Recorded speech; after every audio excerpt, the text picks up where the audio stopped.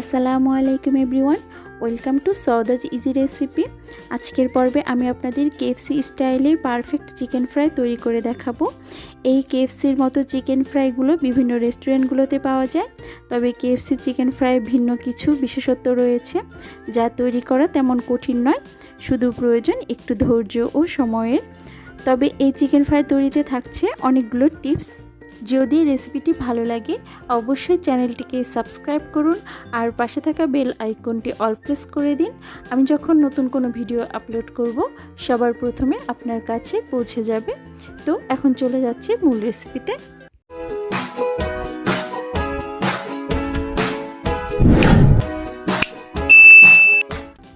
আমি এখানে 12 পিস মুরগির মাংস নিয়েছি, প্রায় 1 কেজির মতো হবে। আর এখানে আমি লেগ, থাই, উইংস প্রায় সবগুলো মাংস মিলিয়ে নিয়েছি। আর প্রতিটি মাংস আমি যতটা সম্ভব স্কিন সহ নিয়েছি, কারণ কেএফসি স্টাইলে চিকেন ফ্রাইয়ের জন্য স্কিন সহ মাংস নেওয়াটাই বেটার। এতে করে উপরে ক্রিস্পি ও ক্রাঞ্চিনেসটা অনেক ভালো আসে। আর প্রতিটি চিকেনে এভাবে আড়াআড়ি করে কেটে নিয়েছি যেন ম্যারিনেশনের সময় মশলাগুলো খুব ভালোভাবে প্রবেশ করে। এখন চিকেনটাকে ম্যারিনেট করার জন্য অ্যাড করছি 1 টেবিল চামচ আদার পেস্ট, 1 টেবিল চামচ রসুন পেস্ট, 2 টেবিল চামচ লাইট সয়া সস, 1 টেবিল ও হাফ টেবিল চামচ ফিশ সস। আর পারফেক্ট চিকেন ফ্রাইয়ের টেস্ট পেতে হলে এই ফিশ সসটি ব্যবহার করতে হবে। সাথে অ্যাড করছি 1 চা চামচ কালো গোলমরিচের গুঁড়ো, 1 টেবিল ও হাফ টেবিল চামচ লাল মরিচের গুঁড়ো। আর ঝালের পরিমাণটা আপনারা আপনাদের টেস্ট অনুযায়ী কমিয়ে বা বাড়িয়ে দিতে পারেন। এরপর অ্যাড করছি 1 টেবিল চামচের মতো মিক্সড হার্বস। এই মিক্সড হার্বসটা আপনারা বড় কোনো মুদির দোকান বা সুপার শপগুলোতে পেয়ে যাবেন। আর কেএফসি চিকেন ফ্রাইগুলোতে 10 থেকে 11টি সিক্রেট স্পাইস ব্যবহার করা হয়, তার মধ্যে শর্টকাট ওয়ে হচ্ছে এই মিক্সড হার্বস, কারণ মিক্সড হার্বসে অনেকগুলো স্পাইসি রয়েছে। সেই সাথে অ্যাড করে দিলাম সামান্য লবণ, আর লবণটা বুঝে দিতে হবে কারণ সসগুলোতে লবণ আছে। এখন মাংসগুলোকে খুব ভালোভাবে ম্যারিনেট করতে হবে। এই কাজটি ধৈর্য সহকারে এবং সময় নিয়ে করতে হবে, কারণ চিকেনের ভিতরে যেন মশলাগুলো খুব ভালোভাবে প্রবেশ করতে পারে, সেজন্য খুব ধৈর্য সহকারে এই কাজটি করতে হবে। আর এই ম্যারিনেট করা মাংসটা খুব ভালো হয় যদি ওভারনাইট করে রাখেন। আর যদি ওভারনাইট করে রাখেন তাহলে অবশ্যই নর্মাল ফ্রিজে রেখে দিবেন।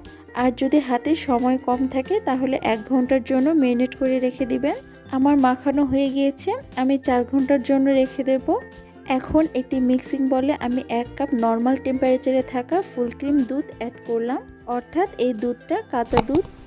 এরপর এই দুধের সঙ্গে আমি 1 টেবিল চামচ হোয়াইট ভিনেগার অ্যাড করে দিলাম।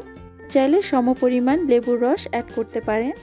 এখন কিছুটা চামচ দিয়ে নেড়েচেড়ে এক সাইডে ঢেকে রেখে দেব 20 মিনিটের জন্য। আর এটা আমি বাটার মিল্ক হিসেবে ইউজ করব। এরপর রুম টেম্পারেচারে থাকা একটি ডিম নিয়ে নিলাম। এই ডিমটা একটু ভালোভাবে ফেটিয়ে নেব।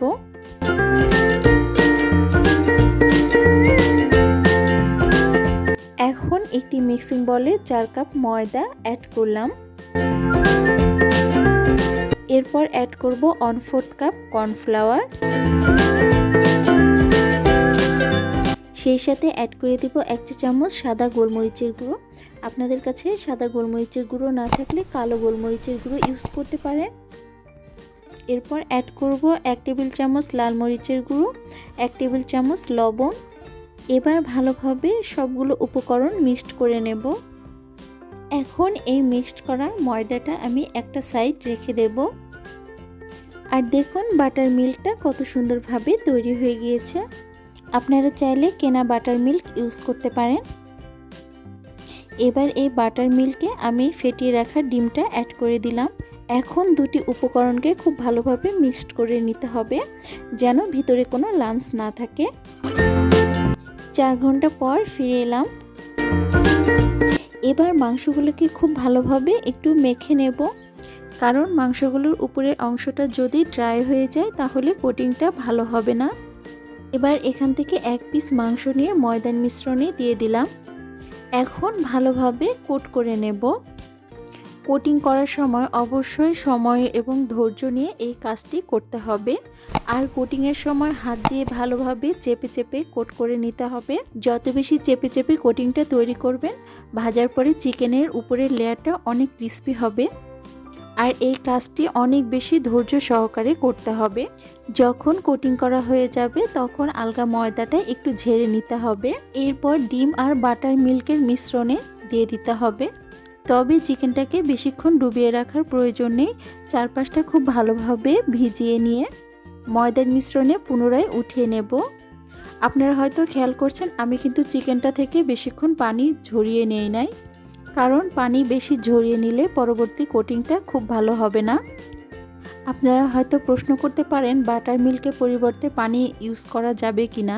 হ্যাঁ, পানি ইউজ করা যাবে, তবে KFC স্টাইলে চিকেন ফ্রাই তৈরি করতে চাইলে বাটার মিল্ক অবশ্যই ইউজ করতে হবে। আর আগের মতোই চিকেনটাকে কোট করে নিতে হবে। কোট করে নেওয়া হয়ে গেলে চিকেনের উপরে আলগা ময়দাটা ঝেড়ে নিতে হবে। এখন এই চিকেনগুলো ভাজার জন্য একদম রেডি।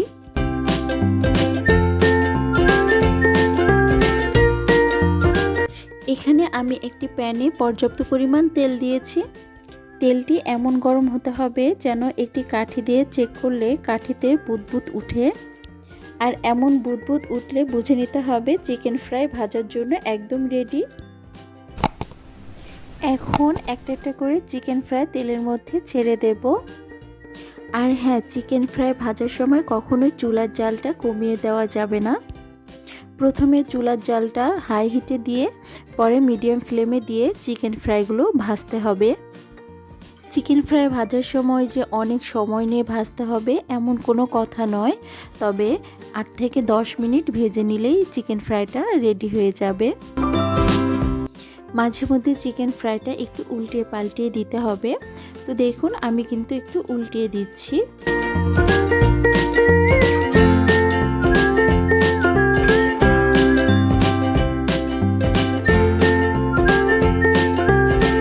আমার কিন্তু চিকেন ফ্রাই ভাজা হয়ে গিয়েছে। আর আমার চিকেন ফ্রাই ভাজতে 8 মিনিট সময় লেগেছে।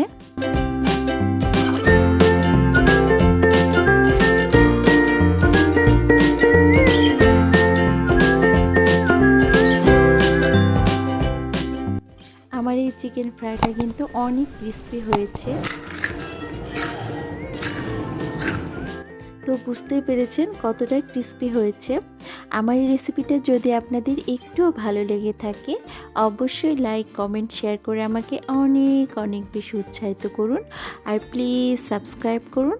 আর নোটিফিকেশন পেতে পাশে থাকা বেল আইকনটি অল প্রেস করে দিন। আল্লাহ হাফেজ।